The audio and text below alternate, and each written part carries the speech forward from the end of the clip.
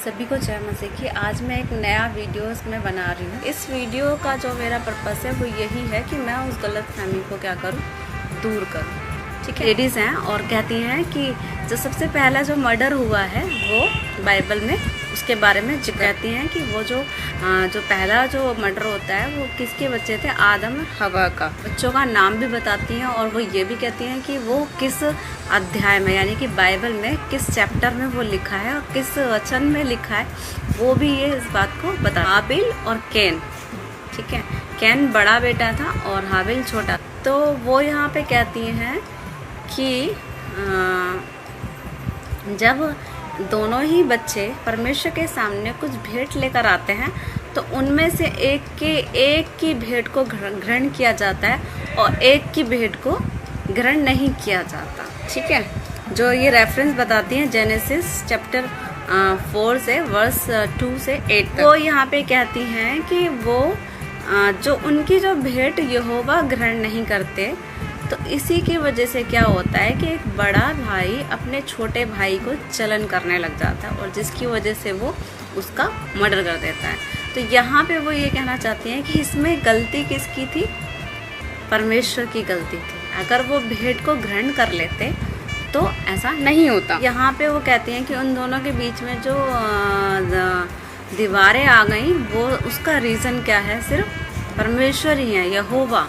और भगवत गीता के बारे में बताती हैं कि श्री कृष्णा और भगवत गीता में वो इसके बारे में क्या कहता है। कोई व्यक्ति मेरे पास एक पत्ती लेकर आता है, लीफ लेकर आता है और या फूल लेकर आता है या कोई भी फ्रूट लेकर आता है, तो उनका अगर वो शुद्ध विवेक से लेकर आता है और प्यार से लेकर आता है तो उनका जो भगवान है, मतलब भगवत गीता का जो कृष्ण है, वो उनको एक्सेप्ट कर लेते हैं, उनको मना नहीं किया जाता। उनके जो भी वो भेंट चढ़ाई जाती है उसको वो इग्नोर नहीं करते, उसको स्वीकारते हैं पूरे दिल से। आदम के बच्चों ने जो मर्डर कर दिया एक दूसरे भाई का, तो उसका रीज़न क्या है, परमेश्वर है, वो यहाँ पे ये कहती है। तो मैं बाइबल से वो वचन देखना चाहती हूँ और आप लोगों के सामने रखना चाहती हूँ, जो भी इस वीडियो को देखेगा, कि क्या ये सही है या गलत है और इसका निर्णय कौन करेगा।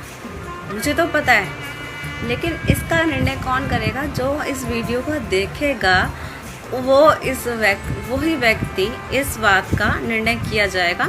जो भी उन्होंने वीडियो में बोला है उसको मैंने आपको हिंदी में बताया। वो वीडियो इंग्लिश में थी और मैंने वो इंग्लिश में लिखा है यहाँ पे अपने रजिस्टर नोटबुक में, उसको मैंने हिंदी में बताया है। ठीक है, तो वो जो कहा जा रहा है वो सही है या गलत है, आप जो है उसको अपने अनुभवों से, जो भी आपका अनुभव है परमेश्वर के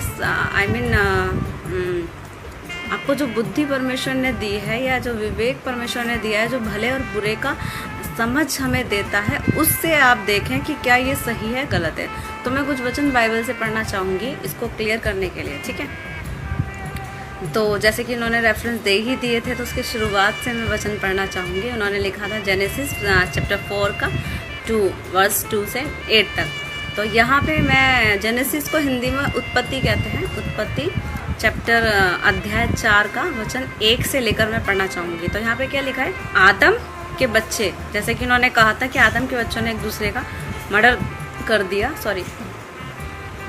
तो इसी तरीके से यहाँ पे वो आदम की शुरुआत हो रही है कि आदम के बच्चे किस तरीके से हुए, यहाँ पे वो बताया जा रहा है। तो यहाँ पे बताया जा रहा है कि पहले कैन का जन्म हुआ, उसके बाद हाबिल का जन्म हुआ। ठीक है, तो यहाँ पे उन दोनों का काम भी बताया गया है। क्या बताया गया, हाबिल तो भेड़ बकरियों का चरवाहा बन गया। हाबिल जो छोटा बच्चा है, छोटा लड़का है, वो भेड़ बकरियों का चरवाहा है, लेकिन जो बड़ा है वो क्या करता है, वो भूमि पर खेती करता है और वो किसान बन गया। ठीक है, दोनों के अलग काम है, एक किसान है और एक भेड़ बकरी को चराता है, एक चरवाहा। बड़ा बेटा जो है कैन, बड़ा बेटा है, वो अपनी भूमि की उपज में से कुछ परमेश्वर को देने के लिए लेकर आया। ठीक है, लेके गया खुश करने के लिए परमेश्वर। छोटा वाला जो भाई है वो क्या लेकर आया, भेड़ बकरियों की, उनमें से क्या लेकर आया, उन बच्चों की चर्बी।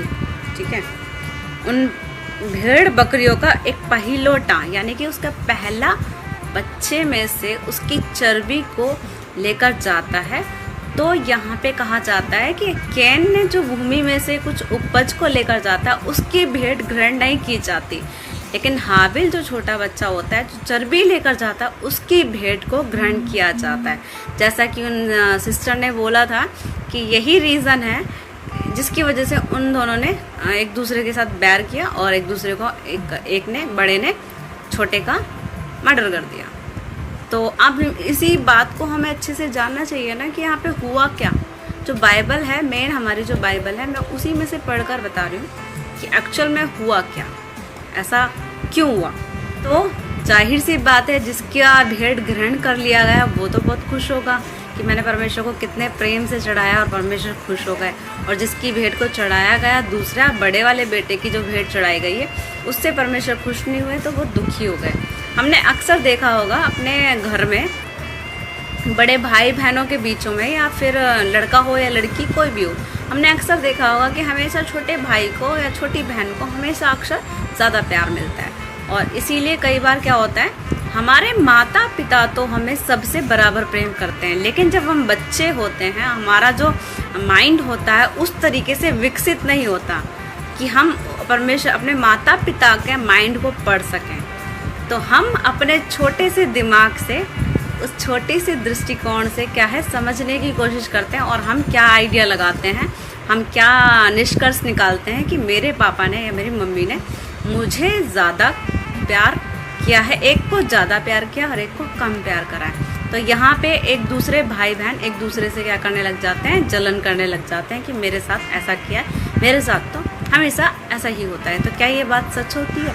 अगर एक माता पिता के दृष्टिकोण से देखा जाए तो एक माता पिता दोनों बच्चों को बराबर प्रेम करते हैं, वो किसी के साथ भी भेदभाव नहीं करते, क्योंकि वो उन्हीं का अंश है,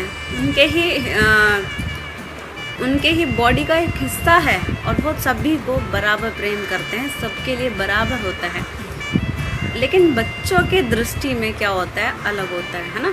इसी तरीके से मैं परमेश्वर का एग्जाम्पल देना चाहती हूँ। परमेश्वर जो है राजाओं का राजा, ठीक है, स्वर्ग में विराजमान, स्वर्ग उसका सिंहासन है, पृथ्वी उसकी चौकी है, ठीक है।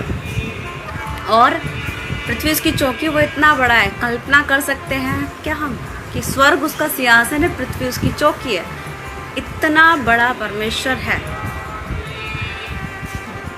थोड़ा सोचें, स्वर्ग उसका सिंहासन है, उसका सर सिंहासन कहाँ है, स्वर्ग है, और चौकी पृथ्वी है। वो इतना बड़ा परमेश्वर है। वचन कहता है कि परमेश्वर और हमारी सोच विचारों में आकाश और पृथ्वी जितना अंतर है, हमारी और परमेश्वर की गति में आकाश और पृथ्वी जितना अंतर है। जिस तरीके से परमेश्वर सोचता है, क्या कोई भी लड़का या कोई भी लड़की उस तरीके से सोच सकती है? नहीं, मैं कहूँगी कि नहीं। जिस तरीके से परमेश्वर सोचता है, समझता है, वैसे कोई भी नहीं समझ सकता, सोच सकता, क्योंकि परमेश्वर और हमारे सोच विचारों में आकाश और पृथ्वी जितना अंतर है। परमेश्वर ने उसकी भेंट को ग्रहण नहीं किया, उसके मुंह पे उदासी छा गई कैन की, और छोटे वाले की भेंट को ग्रहण करा, उसको वो खुश हो गया। तो यहाँ पे हम रीज़न जानेंगे कि ऐसा क्यों हुआ। क्या सच में परमेश्वर ने भेदभाव किया था? क्या सच में परमेश्वर रीज़न था यीशु मसीह, जिसकी वजह से एक बड़े भाई ने छोटे भाई का मर्डर कर दिया? वह परमेश्वर ने कहा कि तू क्यों क्रोध कर रहा है, तेरे मुंह पे क्यों उदासी है? यदि वो भला करे, यहाँ पे बोला है, सवाल पूछा गया कैन से, यदि तू भला करे तो क्या तेरी भेंट ग्रहण ना की जाएगी? यानी कि उसने भला नहीं किया, परमेश्वर की दृष्टि में उसने भला नहीं किया, इसीलिए उसकी भेंट को ग्रहण नहीं किया गया, राइट। आगे और अगले वचन में हम साफ साफ क्लियर हो जाएगा कि रीज़न क्या है। अगले लाइन में क्या लिखा है, यदि तू भला ना करे तो पाप द्वार पे छिपा रहता है और तेरी लालसा उसकी ओर रहती है।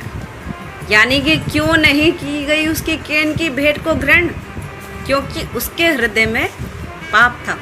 तो उसकी भेंट को क्यों नहीं ग्रहण किया गया? क्योंकि उसने परमेश्वर की दृष्टि में पाप किया था। तो यहाँ पे जो सिस्टर है वो क्या कहती हैं कि अगर कोई भी उनका परमेश्वर, उनका भगवान कृष्णा के बारे में, श्री कृष्णा के बारे में बताया कि भगवत गीता में लिखा है, यदि कोई लीव, पत्ती या फिर कोई फूल या फ्रूट शुद्ध विवेक से प्यार के साथ चढ़ाता है तो वो उसको ग्रहण करता है, ठीक है। तो उन्होंने अपने ही बातों में ये बात साफ कर दी है कि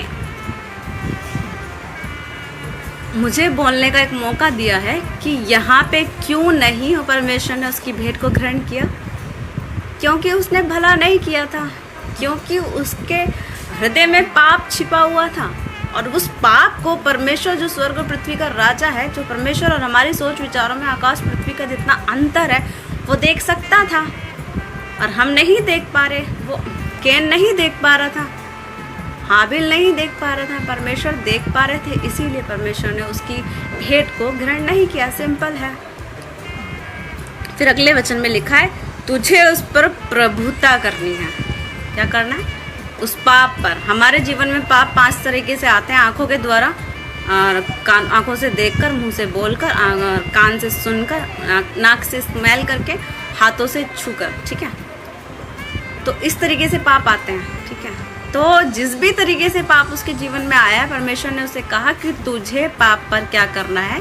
प्रभुता करना है। पाप तेरे ऊपर जय ना पाने पाए, तुझे उस पर जय पानी। तो कैन को इतना गुस्सा आया, इतना जलन करने लगा, इतना गुस्सा आया, इतना जलन करने लगा अपने भाई से कि परमेश्वर ने उसकी भेंट को ग्रहण कर लिया और उसकी को नहीं किया, कि वो उसने उसे मैदान में बुलाया और जैसे ही अकेला मौका मिला उसने उसको मार दिया, ठीक है।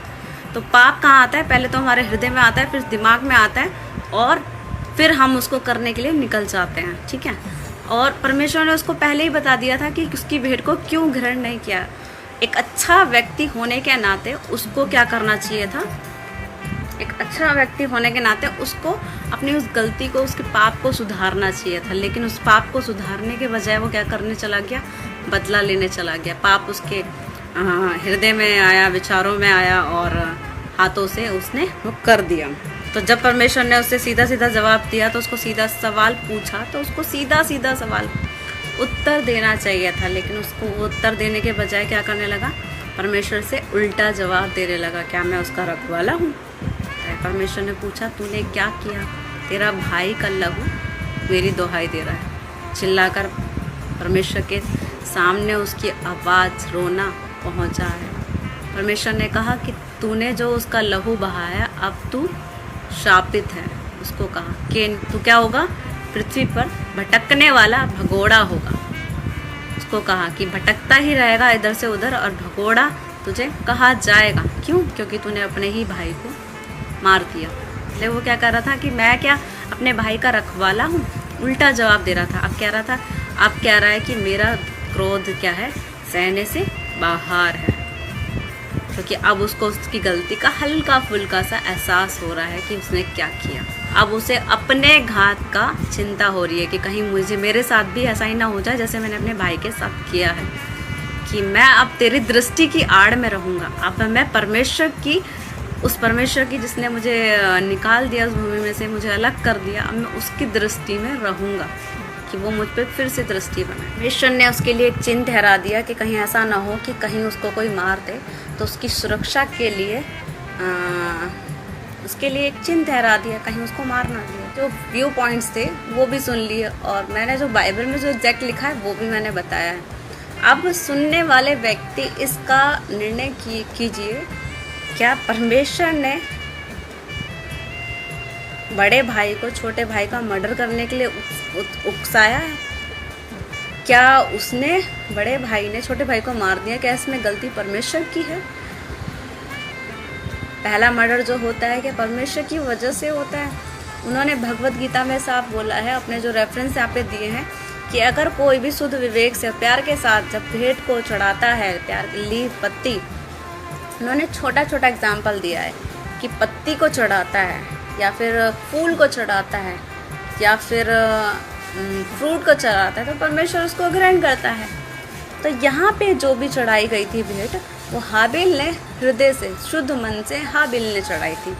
उस कैन ने हृदय से नहीं चढ़ाई थी, और उसमें पाप छिपा हुआ था, जो वचनों में हम देखते हैं, यदि तू भला करे तो तेरी भेंट ग्रहण क्यों ना की जाएगी।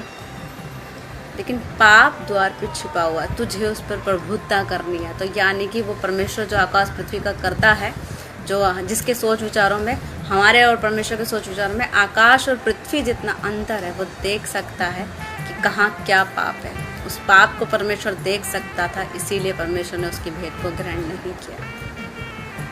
यही रीज़न था। तो हम साफ समझ गए उनकी ये गलत फहमी है। मैंने कहा था फहमी को दूर करने के लिए मैंने ये वीडियो बनाई। आशा करती हूँ आप सभी को इस वीडियो से कुछ हेल्प मिली हो और सभी को जय मसीह की, परमेश्वर सभी को आशीष दे।